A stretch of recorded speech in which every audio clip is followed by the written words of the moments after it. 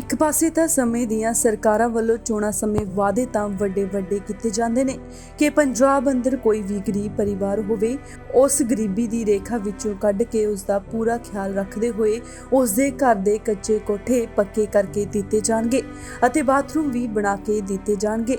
ਪਰ ਜ਼ਮੀਨੀ ਪੱਧਰ ਤੇ ਇਸ ਦੀ ਹਕੀਕਤ ਕੁਝ ਹੋਰ ਹੀ ਦਿਖਾਈ ਦਿੰਦੀ ਹੈ, क्योंकि कई अजे भी ऐसे गरीब परिवार ने जिन्हां दे कोठे बिल्कुल कच्चे अते कानियां दियां छत्तां ने अते पूरा परिवार इन्हां छत्तां थल्ले मसां ही गुजारा करदा है, जिस विच कदे भी कोई वड्डा हादसा वापर सकदा है। पर सरकारां आपदे सत्ता दे नशे विच चूर इन्हां गरीबां दी कोई सार नहीं लैंदी।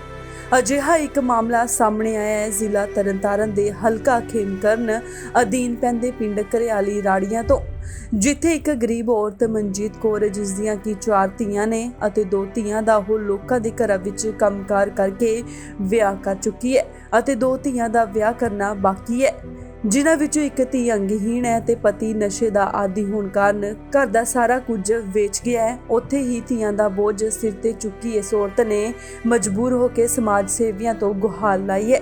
ਇਸ ਉਪਰੰਤ ਜਾਣਕਾਰੀ ਦਿੰਦੇ ਹੋਏ ਮਨਜੀਤ ਕੌਰ ਨੇ ਦੱਸਿਆ ਕਿ ਉਸਨੇ ਕਈ ਵਾਰ ਆਪਣੇ ਕੋਠੇ ਅਤੇ ਬਾਥਰੂਮਾਂ ਸੰਬੰਧੀ ਫਾਰਮ ਭਰ ਕੇ ਸਰਪੰਚਾਂ ਪੰਚਾਂ ਨੂੰ ਦਿੱਤੇ ਨੇ, ਪਰ ਕੋਈ ਵੀ ਉਸ ਦੀ ਸਾਰ ਲੈਣ ਲਈ ਨਹੀਂ ਆਇਆ।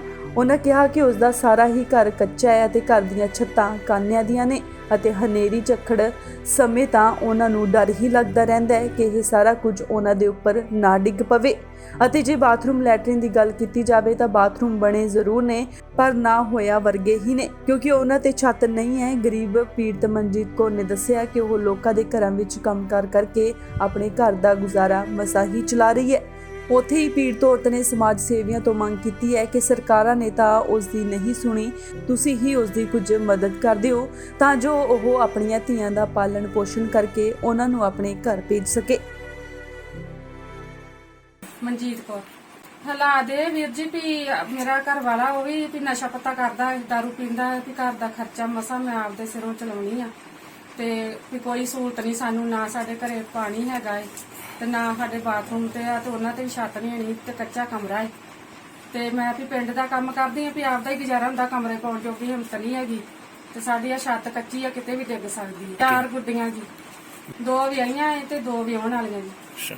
ਹਾਂਜੀ, ਇਹ 7 ਸਾਲ ਹੋ ਗਏ ਆ ਲੱਗੀ ਨਹੀਂ ਜੀ ਵੀਰ ਜੀ। ਸਰਪੰਚਾਂ ਨੇ 2-3 ਵਾਰੀ ਫਾਰਮ ਕਈ ਵਾਰ ਭਰਾਏ ਆ ਤੇ ਪਰ ਮਿਲਿਆ ਕੁਛ ਨਹੀਂ, ਕੋਠਾ ਪਾ ਕੇ ਕੋਈ ਨਹੀਂ ਦਿੰਦਾ ਸਾਨੂੰ, ਨਾ ਬਾਥਰੂਮ ਵੀ ਸਾਨੂੰ ਕਿਸੇ ਨੇ ਟੋਏ ਪਟਾਤੇ ਸੀ, ਬਾਅਦ ਚ ਅਸੀਂ ਆਪਦੇ ਕੋਲੋਂ ਮਿੱਟੀ ਫੇਰ ਟਰਾਲੀ ਸਟਾ ਕੇ ਪੂਰੇ ਕੁਛ ਨਹੀਂ ਮਿਲਿਆ ਉਹਦਾ ਵੀ। ਅਸੀਂ ਇਹ ਆਨੇ ਸਾਡਾ ਪਾਣੀ ਦਾ ਕੋਈ ਹਿਸਾਬ ਕਿਤਾਬ ਹੋ ਜਾਏ ਵੀ ਪਾਣੀ ਹੁਣ ਅਸੀਂ ਬੜੇ ਔਖੇ ਅਸੀਂ ਲੋਕਾਂ ਦੇ ਘਰੋਂ ਪਾਣੀ ਲਿਆਉਣੇ ਤੇ ਇੱਕ ਸਾਨੂੰ ਉਹ ਬਾਥਰੂਮ ਦੀ ਬਹੁਤ ਨਹਾਉਣ ਧੋਣ ਦੀ ਤੰਗੀ ਆ, ਬਾਥਰੂਮ ਤੇ ਛੱਤ ਨਹੀਂ ਹੈ ਜੀ, ਇੱਕ ਕਮਰਾ ਸਾਡਾ ਕੱਚਾ। ਕੁਲਦੀਪ ਕੌਰ ਹਾਲਾਤ ਮਾੜੇ ਹੀ ਨੇ। ਮੰਮੀ ਲੋਕਾਂ ਦੇ ਘਰਾਂ ਦਾ ਕੰਮ ਕਰਦੇ ਨੇ, ਪਾਪਾ ਨਸ਼ਾ ਪਤਾ ਕਰਦੇ ਆ, ਐਵੇਂ ਟਾਈਮ ਚੱਲੀ ਜਾਂਦਾ। ਕੋਠਾ ਸਾਡਾ ਕੱਚਾ ਹੈ ਤੇ ਬਾਥਰੂਮਾਂ ਤੇ ਛੱਤ ਨਹੀਂ ਹੈਗੀ, ਪਾਣੀ ਦਾ ਵੀ ਬੜਾ ਔਖਾ ਲੋਕਾਂ ਘਰੋਂ ਲਿਆਉਣਾ, ਮਾੜਾ ਹੀ ਟਾਈਮ ਚੱਲਦਾ ਪਿਆ। ਇਹ ਟੋਕੇ ਚ ਆਈ ਸੀ, ਕਿਸੇ ਦੇ ਘਰੇ ਕੰਮ ਕਰਦੀ ਸੀ, ਪਰ ਇਹ ਸੀ ਇਹ ਫਾਰਮ ਕਾਫੀ ਵਾਰੀ ਬਾਅਦ ਵਿੱਚ ਕੁਝ ਦੱਸਿਆ ਹੀ ਨਹੀਂ ਉਹਨਾਂ ਵੀ।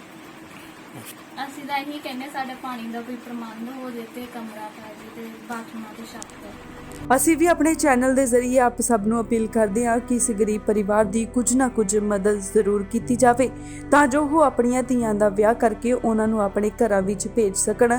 ਜੇ ਕੋਈ ਵੀ ਦਾਨੀ ਸੱਜਣ ਇਸ ਪਰਿਵਾਰ ਦਾ ਰਾਬਤਾ ਕਰਨਾ ਚਾਹੁੰਦਾ ਹੈ ਤਾਂ ਇਹਨਾਂ ਦਾ ਮੋਬਾਈਲ ਨੰਬਰ ਅਤੇ ਬੈਂਕ ਅਕਾਊਂਟ ਨੰਬਰ ਸਕਰੀਨ ਤੇ ਫਲੈਸ਼ ਕੀਤਾ ਗਿਆ ਹੈ।